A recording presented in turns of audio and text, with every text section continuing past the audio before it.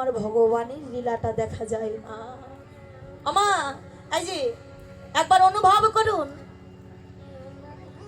আমাদের শরীর কিন্তু একটাই। এই শরীরের উপরিভাগ যদি কেটে যায়, হাত কেটে গেছে বা পা কেটে গেছে, কোনো জায়গা কেটে গেছে, ওটা খালি চোখে দেখতে পাওয়া যাবে না? যাবে।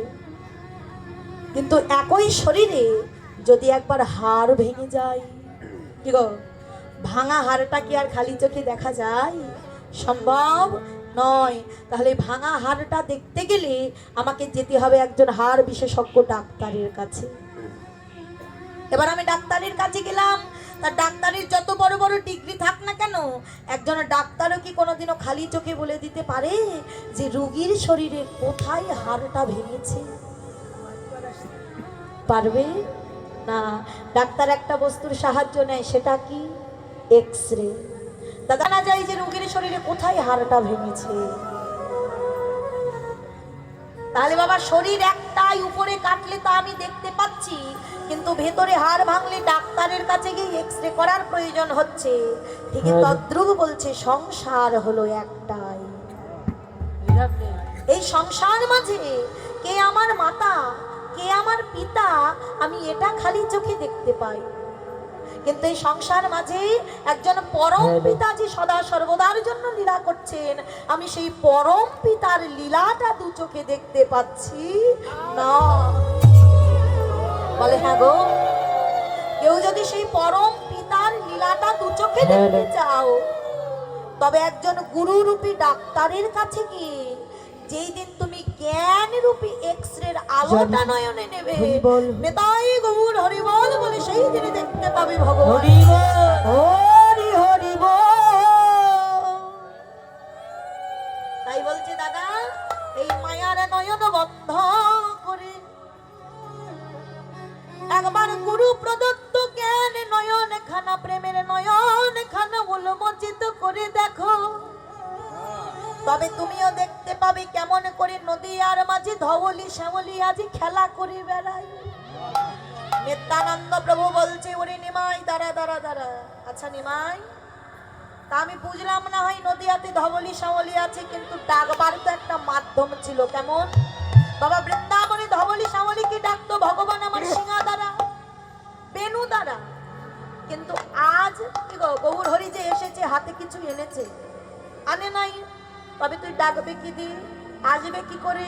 বলে দাদা, ডাকার যদি অন্তরে বাসনা থাকে, তবে কি ডাকার বস্তুর আর অভাব গো? বলি সিংহাবে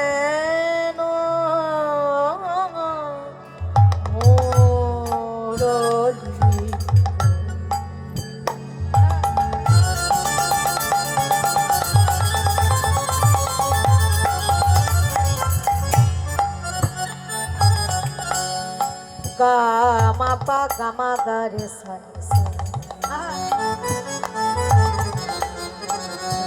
গামা পা গামা সা নি ধা গামা পা গামা গা রে সা সিংহাবে নো সিংহাবে নো সিংহাবে নো মুরলি।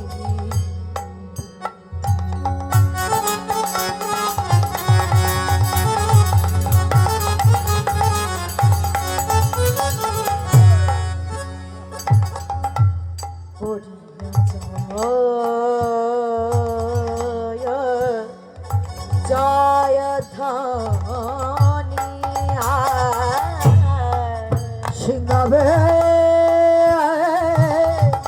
সিংহাবে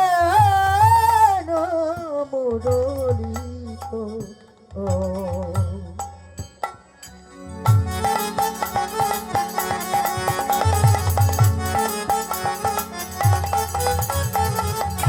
করিয়া জয় ধ্বনি। এবারে হই হয় বলিয়া গোরা আমার আমার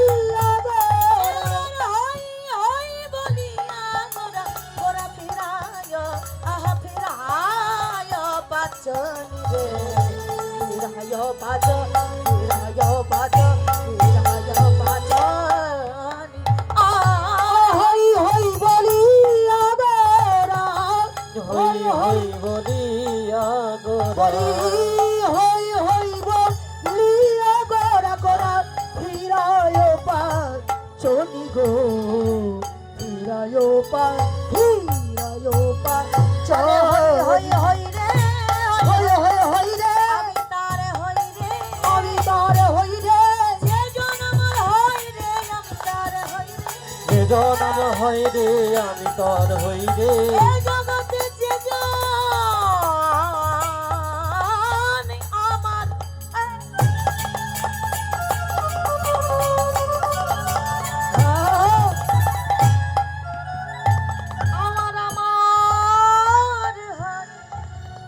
ভগবান বলছেন আমি তার হয়ে যাই, তার হই।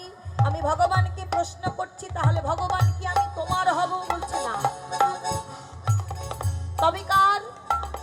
চৈতন্য চরিতামৃত কৃষ্ণ দাস কবিরাজ পাদ গোস্বামী বলছেন এই যে গৌর হরি এবার এসেছেন ভজনটা এনেছেন কেমন? বলছে কলিতে গৌর হরি ভজন এনেছেন স্বরূপ ভজন। এই যে বাবা কলিতে এবার কোনো নিরাকার ভজন নাই, কলিতে এবার কোনো অনুমান ভজন নাই। বললেন গৌর হরি আমার স্বরূপ ভজন। স অর্থাৎ নিজ, স অর্থাৎ আমি, অর্থাৎ গীতাতে বলছে আত্মদর্শনে কৃষ্ণ দর্শন, আর কৃষ্ণ দর্শনে জগতের সকল কিছু প্রাপ্তি হয়ে যায়। তাই বলে যে জন আমার রাধে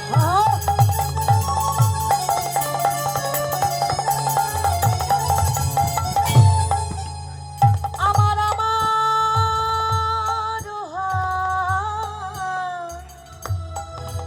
আমি ভগবান তার হয়ে যাই। যে জন আমার আমার হই রে আমি ভগবান তার হয়ে যাই রে। যে জন আমার হই রে আমি ভগবান তার হয়ে যাই রে। যে জন আমার হই রে আমি যে তার হয়ে যাই রে। এবার হই হই বলিয়া বলি হই হই বলিয়া মোরা হীরায় পাঁচ রে হীরায় পাঁচ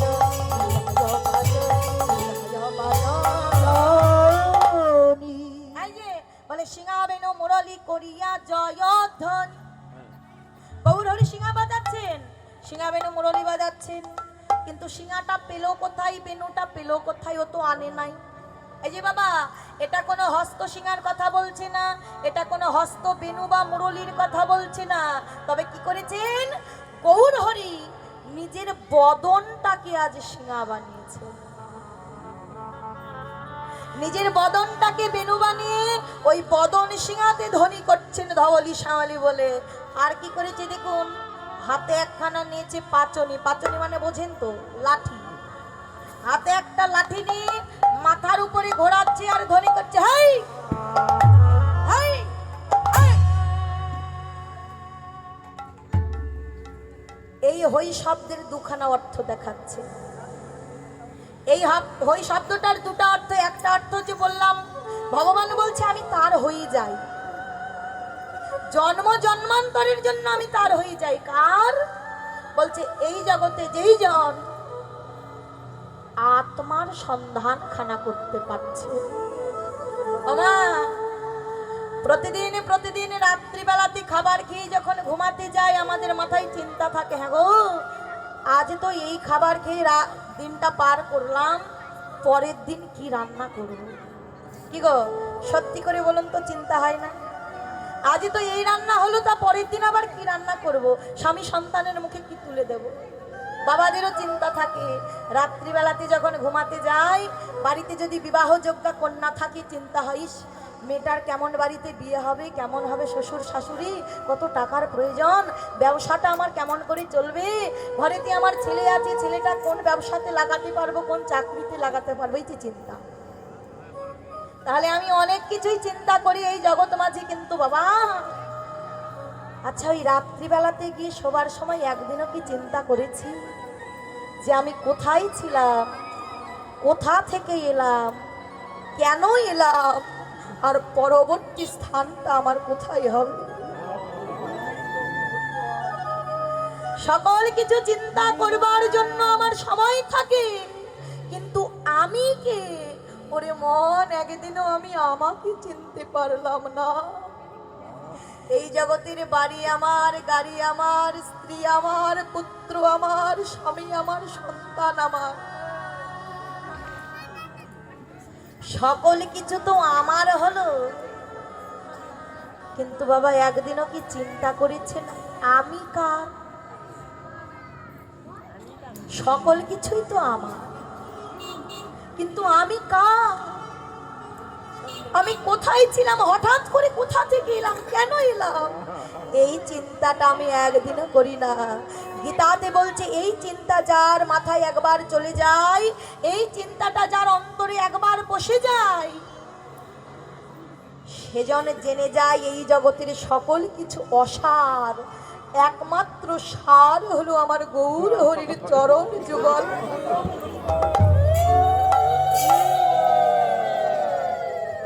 মাগো, বাজার থেকে একটা কথা বলা পাখি কিনে এনেছি। পাখি আমার ভারী মিষ্টি মিষ্টি কথা বলে, আর ওই পাখিকে রাখবার জন্য আমি সুন্দর করে স্বর্ণ দিয়ে তৈরি করে একটা খাঁচা তৈরি করে এনেছি। প্রতিদিন প্রতিদিন বাড়িতে আমার হাজার লোকের ভিড় পড়ে। কেন? পাখি ওই যে মিষ্টি মিষ্টি কথা বলে, কথা শোনার জন্য কত লোক আসে আমার বাড়িতে। আর আমি মনে মনে ভাবি কি, ওই যে দামি খাঁচা, স্বর্ণের তৈরি খাঁচা, এ খাঁচা তো আর অন্য কেউ কোনোদিনও দেখতে পাবে না, আমার বাড়িতে দেখতে পাই, বৃথায় খাঁচা দেখতে লোক আসে। খাঁচা পরিষ্কার করবার জন্য আমি লোক রেখেছি, 3 বেলা খাঁচার যত্ন হয়, কিন্তু খাঁচার মধ্যে যে একজন পাখি আছে, আমি সেই পাখিটার যত্ন একদিনও নেই না।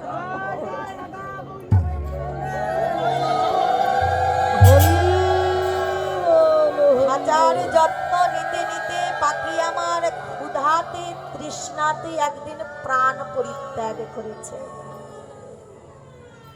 পাখি আর নাই। যেদিন থেকে ওই যে পাখি মারা গেছে, মাগো বাড়িতে আমার আর ভিড় জমে না, লোক আসে না। খাঁচা আমার শূন্য পড়ে রয়েছে খাঁচার মতো, কিন্তু বাড়িতে লোক আসা শেষ। ওমা, আচ্ছা খাঁচা যতই মূল্যবান হোক না কেন, ও খাঁচাতে যদি পাখি না থাকে, আচ্ছা ওই খাঁচার কি আর কোনো মূল্য থাকে? বাবা, এটাই জাগতিক জগতের খাঁচার কথা হচ্ছে না গো। যেই খাঁচাখানা আমার ভগবান পরম যত্ন করে বানিয়ে পাঠিয়ে দিয়েছে সংসার। হরি বল।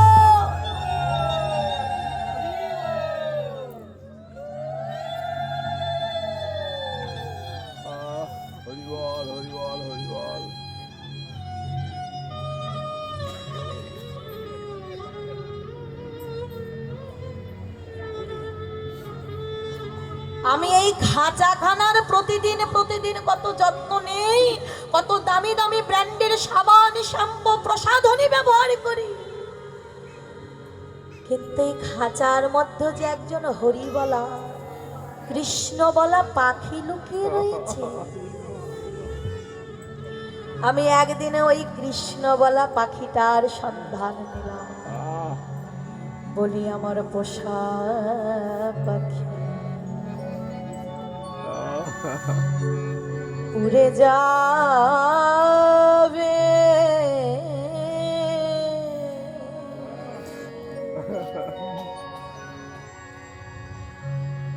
যাবে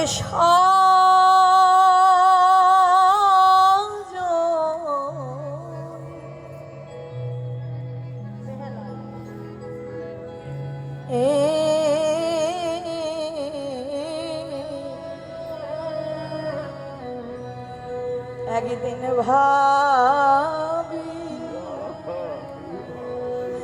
হবে না মনে, পোষা পাখি উড়ে যাবে,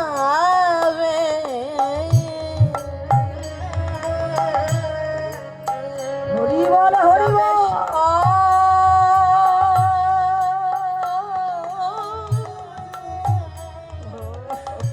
সজনী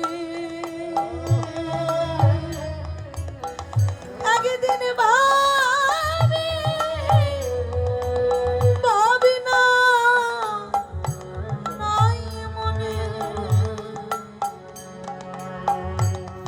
পোষা পাখি উড়ে যাবে,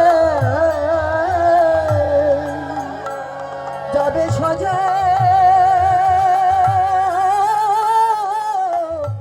ওনি।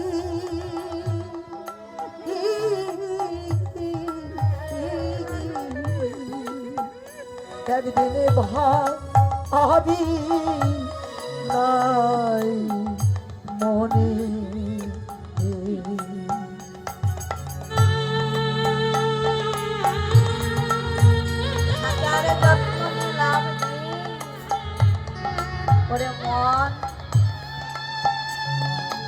সময় থাকতে থাকতে তোমার খাঁচার মধ্যে যে হরিবলা পাখিটা রয়েছে, কৃষ্ণ বলা পাখিটা রয়েছে, ওই কৃষ্ণ বলা পাখিটার একবার যত্ন নিয়ে নাও। যেই দিন চার বন্ধু কাঁধে করে ওই শ্মশানে ঘাটে নিয়ে যাবে, যেই দিন আর হরি বলা পাখি কৃষ্ণ বলা পাখি খাঁচাতে থাকে না, দেহখানা দাও দাও করে যখন ওই চিতার আগুনে জ্বলে পুড়ে ছাই হয়ে যায়, একটা মাটির কলসি ভেঙে দিয়ে সবাই বলে বাবার পিছু মানে তাকেও নাকি গো, সত্যি নয়? তাহলে এই খাঁচাতে যতদিন হরিবলা পাখি রয়েছে আপনি সবার কাছে মঙ্গল, কিন্তু যেই দিন এই খাঁচাতে হরিবলা পাখি আর থাকে না, সেই দিনে সবাই বলবে পিছু পানে তাকিয়ে দেখো না, ও দেখলে অমঙ্গল হবে। মাগো, সারা জীবন যাদের আমার আমার আমার করে কাটিয়ে দিলেন কোথায়, সেই দিনে তারা তো আপনার দিকে আর ফিরেও তাকালো না। আমার ভগবান বলছে এই জগতে ভাই ভাইয়ের সঙ্গে বেঈমানি করে, বন্ধু বন্ধুর সঙ্গে বেঈমানি করে, সন্তান পিতা মাতার সঙ্গে বেঈমানি করে, কিন্তু সময় থাকতে থাকতে কোন ভক্ত যদি আমার চরণে আত্মনিবেদন করে দেয়, আমি ভগবান কোনদিনও সেই ভক্তের সঙ্গে হরি হরি, সেই দিন ওই শ্মশান ঘাটে তোমায় যখন ফেলে রেখে সবাই চলে যাবে, কেউ তোমার দিকে ফিরেও আর তাকাবে না। তুমি যদি সময় মতো আমার চরণটা আশ্রয় করে নিতে পারো, ওই শ্মশান ঘাটে আমি ভগবান দুটি বাহু বাড়িয়ে দিয়ে বলি একবার আয় ভক্ত,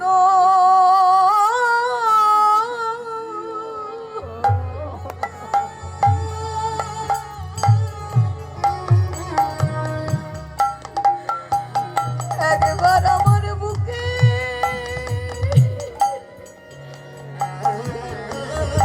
আমার বুকে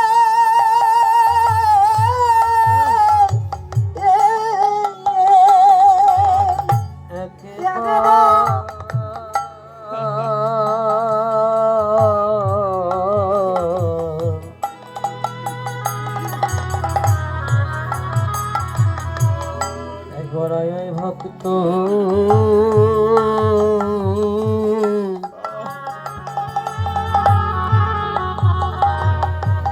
আমার বুকে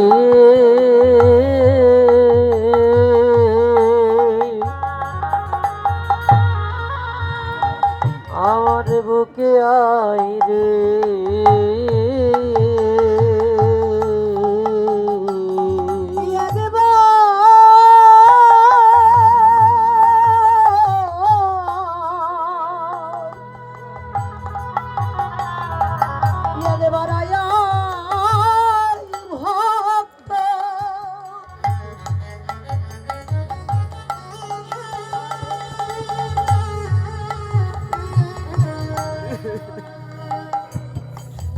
আমার বুকে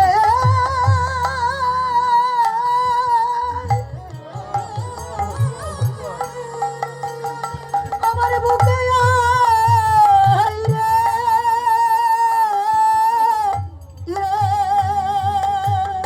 ও তোর আপন ছিল যারা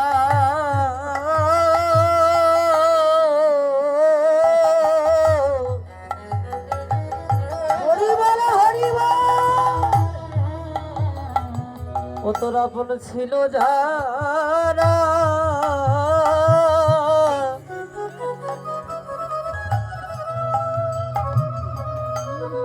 আজ পর হয়েছে তারা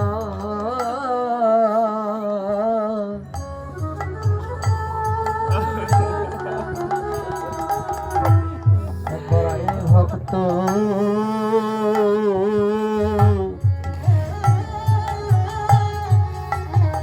আমার বুকে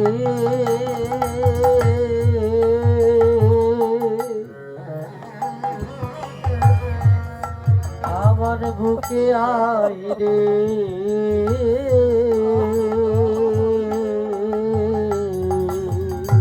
তোরা পড়ি ছিল যারা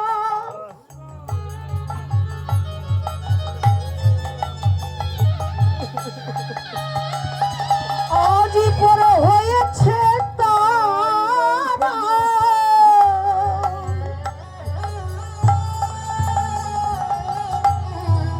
যাকে বাড়ায় ভক্ত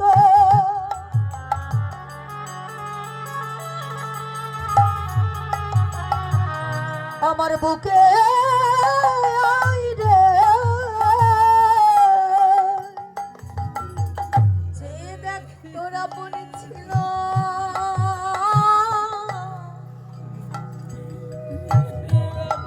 আপনে ছিল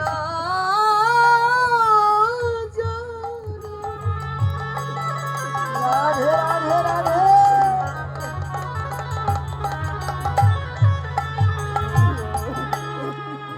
আজ পরে হয়েছে তারা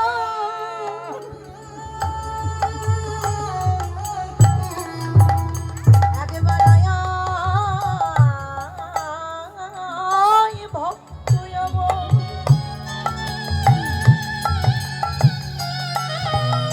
একবার আমার বুকে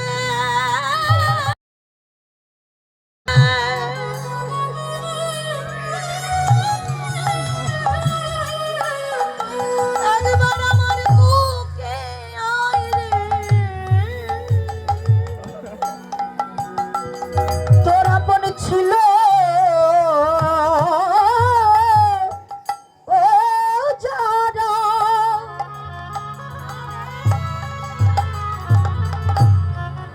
আজ পর হয়েছে তারা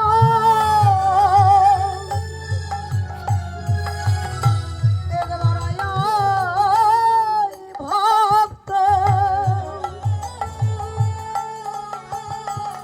আমার বুকে আয় রে ও তোর আপন ছিল যারা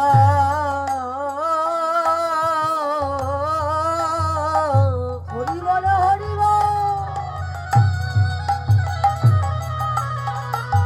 ও তোর আপন ছিল যারা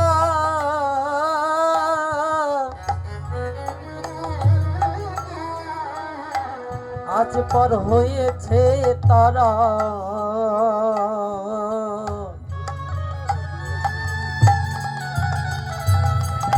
একবার আয় ভক্ত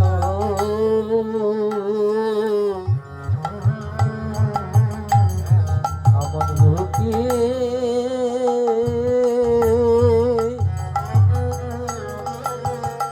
আমার বুকে আয় রে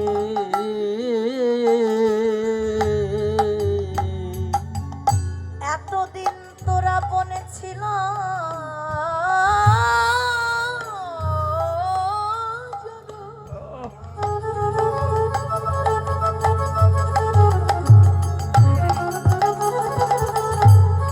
সেই দেখ আজ পরে হয়েছে তারা এখন আমি ছাড়া বান্ধবার কেহ আপন নাই। ছিল যারা পর হয়েছে তারা আমি ছাড়া বান্ধব কেহ নাই রে। যারা পর হয়েছে তারা আমি ছাড়া বান্ধব কেহ নাই আপন রে। ছিল যারা পর হয়েছে তারা আমি ছাড়া বান্ধব কেহ নাই রে। যারা পর হয়েছে তারা আমি ছাড়া বান্ধব কেহ নাই রে।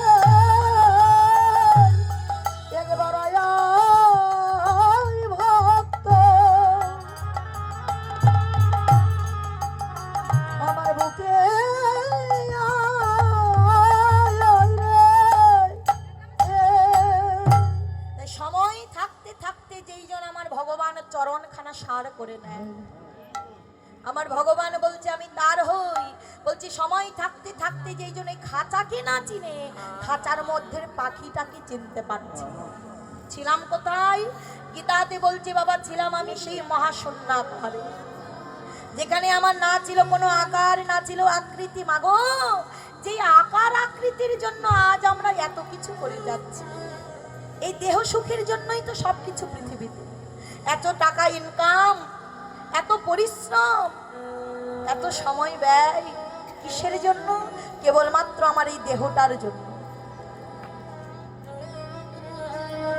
কিন্তু আমার ভগবান বলছে এই দেহ একদিন পুরে ছাই হয়ে যাবে, থাকবে কেবলমাত্র সার তোমার ওই আত্মাখানা। যেই আকার আকৃতি, যেই দেহের জন্য তুমি এত কিছু করছো, তুমি যেই দিন ওই মহাশূন্যাকারে ছিলে, সেই দিনে তোমার না ছিল কোনো আকার, না ছিল আকৃতি। এই যে দুখানা হাত, একটা মাথা, দুখানা পা, এটা পেলাম কোথায়? এটা পেয়েছি সংসার মাঝে এসে।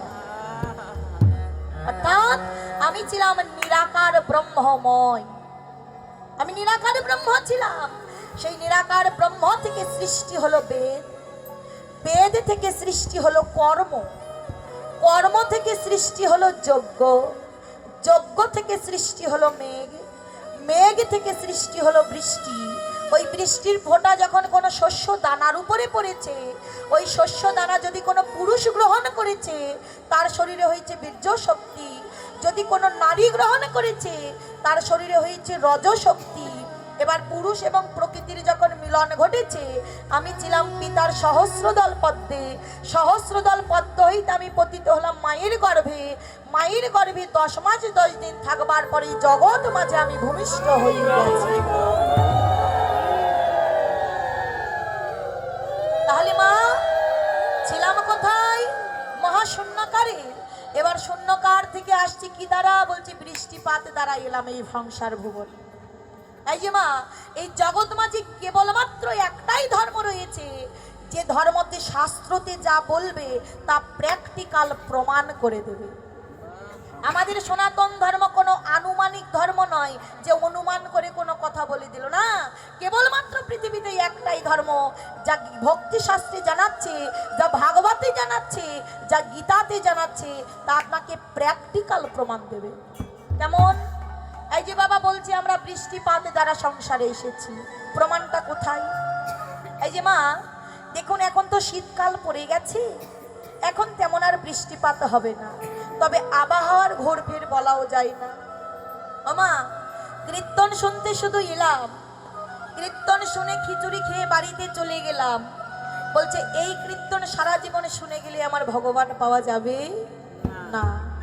চৈতন্য চরিতামৃত বলছে কোটি জনম করে যদি শ্রবণ কীর্তন, তথাপি না পাবে ব্রজে ব্রজেন্দ্র নন্দন।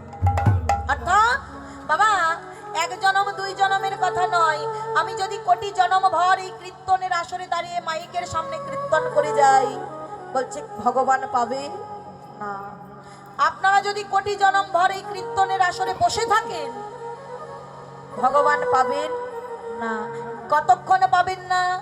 আমার একটা বিশাল রোগ করেছে, আমার রোগ করেছে, আমি গিয়েছি ডাক্তারের কাছে, ডাক্তার বাবু আমাকে বলেছে বাবা তোমার এই রোগের এই ওষুধ, এই ওষুধগুলো তোমাকে খেতে হবে, সেবন করতে হবে। তা মা, প্রতিদিন আমি বাড়িতে এনে কি কি ওষুধ দিয়েছে ডাক্তার বাবু, তা শুধু পড়ে যাই, এই ওষুধ খেতে হবে এই বেলা করে। ওষুধ আমি খাইনি, রোগ কি সারবে? কি গো, সারবে না। বলছে তাহলে অসুখ যেমন করেছে, তুমি যদি ওষুধের নাম পড়ে যাও তাতে যেমন রোগ সারবে না, ঠিক তদ্রূপ আমরা জগৎ মাঝে এসে একটা অসুখের মধ্যে পড়ে গেছি, যে অসুখটার নাম দিয়েছে ভব ব্যাধি স্বরূপ অসুখ। যে অসুখটার নাম দিয়েছে মায়া স্বরূপ অসুখ, যেই মায়ার কবলে পড়ে আমরা কৃষ্ণ ভুলে গেছি। এবার এই মায়া থেকে মুক্তি পাওয়ার জন্য ভগবান আমার তৈরি করলেন গীতা, মায়া থেকে মুক্তি পাওয়ার জন্য ভগবান আমার তৈরি করলেন ভাগবত, মায়া থেকে মুক্তি পাওয়ার জন্য ভগবান আমার তৈরি করলেন চৈতন্য চরিতামৃত। তাহলে আমি চৈতন্য চরিতামৃত পড়ে গেলাম, গীতা পড়ে গেলাম, ভাগবত পড়ে গেলাম, কীর্তন আসরে এসে শুধু কীর্তন শুনে গেলাম, কিন্তু আমি কর্ম করলাম। গীতাতে যা বলেছি আমি শুধু পড়ছি কিন্তু কর্ম করছি না, লাভ হলো? ক্রিয়া হবে না। তাই বলছি কোটি জন্ম করো যদি শ্রবণ কীর্তন। এই কীর্তন আসরে বসে থাকলে ভগবান পাওয়া যাবে না। কীর্তন আসরে দাঁড়িয়ে মাইকের সামনে 4 ঘন্টা বক্তব্য দিলেও কীর্তন পাওয়া যাবে না। বলছে আগে করো কর্ম, কর্ম করলে তোমার ফলটা নিশ্চয়ই তুমি প্রাপ্তি পাবে। তাহলে এই যে মা কি বলছেন, প্র্যাকটিক্যাল প্রমাণ আমি বলে গেলাম আর আপনারা শুধু মুখের কথায় বিশ্বাস করে নিলেন। বলছে না, বর্তমানে কীর্তনটা হয়ে গেছে ব্যবসা। বাবা কি আর বলবো, না বললেও নয়, বলতে হয়। বর্তমানে যে পরিস্থিতিটা আমরা চলে এসেছি, এই যে কীর্তন করছি, কার্তিক মাস থেকে আমাদের, এমনি থেকে তো কীর্তন থাকে, তবে কার্তিক মাস থেকে আমাদের প্রতিদিন কীর্তন। এই কীর্তন করতে গিয়ে যে কত জায়গাতে কত ঘটনা দেখলাম, তার দেখার পরে আর না বলে থাকতে পারছে না। বর্তমানে আমরা এই যে কীর্তনিয়ারা আসরে দাঁড়াই শুধু ব্যবসার জন্য। তাই বলে বাবা এখন আপনারা বলবেন তাহলে কি তুমি কি টাকা না নিয়ে এসেছো? হ্যাঁ, আমিও টাকা নিয়েছি। করে কর্ম করাই কর্ম উভয়ই সমান ধর্ম। ভক্তি শাস্ত্রে বলছেন করে কর্ম করাই কর্ম উভয়ই সমান ধর্ম। আমি কীর্তন আসরে কীর্তন করছি, কিন্তু আমার নিজের আচরণটা যদি ঠিক না থাকে, নিজের আচরণটা আমার ঠিক নেই, মাইকের সামনে আমি বড় বড় বক্তব্য দিয়ে একদম নেমে চলে গেলাম। এবার যেই না আসর থেকে নেমে গেছি, বলছি বাবা 4-5 দিন ধরে নিরামিষ আর ভালো লাগে না, চলো এবার একটু হোটেলে যাইনি। তাই গৌরাধেশ্বর। তাহলে কি গো, এই যে এটা কি ভক্তি শাস্ত্র বলছে এটা একটা যজ্ঞস্থল। কেমন করে আমা যজ্ঞ বা হোম দেখেছেন আপনারা? দেখেছেন না? আচ্ছা, এবার যেদিনই যজ্ঞ হবে বা হোম হবে, ছোট করে ওই পুরোহিতের কাছে, ব্রাহ্মণের কাছে গিয়ে বলবেন যে বাবা আপনি যে যজ্ঞস্থলটা করে রেখেছেন এটার মাপ কত? নিজের হাতের এই যে মুষ্টি নেবেন, নিজের হাতের মুষ্টিতে 4 মুষ্টি, দেখবেন পূর্ব দিকে 4 মুষ্টি আছে, পশ্চিমেতে 4 মুষ্টি আছে, উত্তরেতে 4 মুষ্টি আছে, দক্ষিণেতে 4 মুষ্টি আছে। এই যে 4 4 4 4 16 মুষ্টি, এটা হলো যজ্ঞস্থলের আকার। এবার আপনার হাত নিন, নিজের হাতখানা নিয়ে দেখুন, এইদিকে 4 মুষ্টি, এইদিকে 4 মুষ্টি, এইদিকে 4 মুষ্টি, এইদিকে 4 মুষ্টি। এটা তাহলে কি বলছে? এটা হলো একটা যজ্ঞস্থল। আচ্ছা বাবা, আমি বাড়িতে যজ্ঞ করলাম বাড়ির পুণ্যের জন্য। আচ্ছা, ওই যজ্ঞস্থলে কি দেয় গো? যজ্ঞে কি দেয়? ঘি, মধু, গঙ্গা জল, বেল্লপত্র। হ্যাঁ, তা না দিয়ে আমি যদি তার মধ্যে মাছ, মাংস, পেঁয়াজ, রসুন সব ফেলে দিই, পূর্ণ হবে? আপনারা বলবেন, আমি বলবো না, আপনারাই বলে দেবেন, পূর্ণ হবে না, বরং অমঙ্গলে চারিদিক ভরে যাবে। তাহলে মা, বাহির জগতে আপনি যজ্ঞ করলেন, তাতে যদি অমঙ্গলের চিন্তা করেন, তাহলে প্রতিনিয়ত এখানে যে যজ্ঞস্থলে আগুন জ্বলছে, এই যজ্ঞস্থলে যদি আমি মাছ, মাংস, পেঁয়াজ, রসুন ফেলে দিই, কি গো হবে? তাহলে এই যজ্ঞস্থল থেকে উৎপত্তি তো ধ্বনি বেরোচ্ছে হরিনাম। এই হরিনামটা আমি আপনাদেরকে শোনাচ্ছি। তাহলে আমার বদনটা যদি শুদ্ধ না হয়, আমার যজ্ঞস্থলটা যদি শুদ্ধ না হয়, ভক্তি শাস্ত্র বলছে যার যজ্ঞস্থল শুদ্ধ নয়, যার বদন শুদ্ধ নয়, তার বদনে যদি হরিনাম শ্রবণ করা হয়, যদি কোনো জন্মে তোমার বিন্দুমাত্র কোনো সুকৃতি থাকে, ভক্তি থাকে, ওই ভক্তিটা সঙ্গে সঙ্গে নষ্ট হয়ে যায়। তাহলে মা, কীর্তন শুধু করতে এলাম ব্যবসা করার জন্য, টাকা নিলাম আর টাকা নিয়ে চলে গেলাম হোটেলের মাঝে, তাহলে এই কীর্তন দিয়ে ভগবান পাওয়া যাবে? যাবে না। তাই কীর্তনিয়ার মুখের কথা নয়, আপনারা প্র্যাকটিক্যাল ভজন করুন। কেমন? যেদিন বৃষ্টি হবে কি করবেন? বাড়িতে একটা পরিষ্কার বোতল ধরে রাখবেন। এই পরিষ্কার বোতলের মধ্যে যেদিনই বৃষ্টি হবে, ওই বৃষ্টির জলটা ভরে নেবেন। বাবা, বৃষ্টির জলে কিন্তু কোনো ময়লা আবর্জনা থাকে না যদি ধরা যায়, ও বৃষ্টির জল খাওয়াও যায়। তা বৃষ্টির জলটা ধরে নিয়ে আপনার ঘরের কোণাতে 2 থেকে 3 মাস রেখে দেবেন, কিন্তু বোতলের মুখটা যেন খুলবেন না। এবার মা, ওই বোতলটা 2 থেকে 3 মাস পরে যখন আপনি বাইরে নিয়ে আসবেন, দেখবেন ওই বোতলের জলের মধ্যে অনেকগুলো পোকার সৃষ্টি হয়ে গেছে। এই যে মা, এখনো প্রশ্ন যাচ্ছে না? বোতল আমার পরিষ্কার, বৃষ্টির জল পরিষ্কার, যে ঘরে রাখলাম ঘরের কোণাও পরিষ্কার, আবার বোতলের মুখও আমি খুলিনি, তাহলে বোতলের মধ্যে এতগুলো পোকার সৃষ্টি হলো কি করে? গীতাতে বলছেন ওই জলের মাঝে যেমন করে পোকার সৃষ্টি হয়েছে, তোমার আর আমারও এই জগৎ মাঝে তেমন করে হরিব। এই যে প্র্যাকটিক্যাল ভজন দেখিয়ে দিচ্ছে। আমরা এসেছি বৃষ্টিপাত দ্বারা। এখন প্রশ্ন, এলাম ছিলাম ওখানে নিরাকার ব্রহ্মময় থেকে এলাম ধরাধামে বৃষ্টিপাত দ্বারা, কিন্তু এলাম কেন? চৈতন্য চরিতামৃত অন্তলীলা 22 পরিচ্ছেদ মাঝে কৃষ্ণদাস কবিরাজ পাদ গোস্বামী লিখা দিচ্ছেন, কৃষ্ণের নিত্য দাস জীব তাহা ভুলি গেল, তাহা ভুলি গেল, সেই দোষে মায়া তার গলায় বাঁধিল, গলায় বাঁধিল। এই যে বাবা, তাহলে এসেছি কেন? আমি এসেছিলাম কৃষ্ণ চরণে দাসত্ব করবার জন্য। কিন্তু আজ আমি সেই কথাটা ভুলে গেছি। আজ ভগবান হয়েছে দাস আর আমি হয়েছি মালিক। কেমন করে প্রমাণ দেব বাবা? আমরা লক্ষ লক্ষ কোটি কোটি টাকা ব্যয় করে আমাদের মন সাধের একটা বাড়ি তৈরি করি, কি গো করি না? বাড়ি তৈরি করেছি। এবারে লক্ষ্য করুন, আমার কথা যদি ভুল হয় তাহলে বলবেন না ভুল বলছি। ওই বাড়ির মধ্যে সব চাইতে যেটা বড় ঘর, ওই ঘরটা কার গো? ওটা আমার, অর্থাৎ বাড়ির মালিকের। আর ওই বাড়ির মধ্যে সব চাইতে যেটা ছোট ঘর, ওই ছোট ঘরটাই হলো আমার ভগবান। হ্যাঁ গো মা, যেই ভগবানের এক একটি লোমকূপের মাঝে এক একটি বিশ্ব ব্রহ্মাণ্ড লুকিয়ে থাকে, যিনি অনন্ত কোটি ব্রহ্মাণ্ডের মালিক স্বয়ং ভগবান, ওই ভগবানের ঘরটা হয় সবার ছোট। আর যেটা সবচাইতে বড় ঘর ওটা হয় আমার, অর্থাৎ তুমি হলে দাস আর আমি হলাম মালিক। আমি যদি মালিক হতাম, ওই বড় ঘরটা আমার হতো না, ওই বড় ঘরটা হতো আমার ভগবান। তাই মা, কৃষ্ণ প্রেম এ যে মুখের কথা নয়, শুধু মোটা মোটা তিলক করলাম, মোটা মোটা গলায় মালা দিলাম আর আমি কৃষ্ণ ভক্ত হয়ে গেলাম, বলে এত সহজ নয় কৃষ্ণ ভক্ত হওয়া।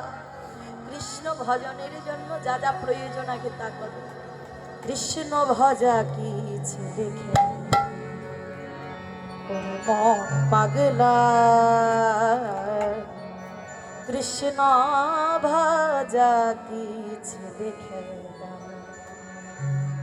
এত সহজ নয় গো। ভাবে ভক্তি বিনে বিনা প্রেম সাধনে, ভাবে ভক্তি বিনে বিনা প্রেম সাধনে, ভিলে না নন্দলাল, কৃষ্ণ ভজা কি খেলা,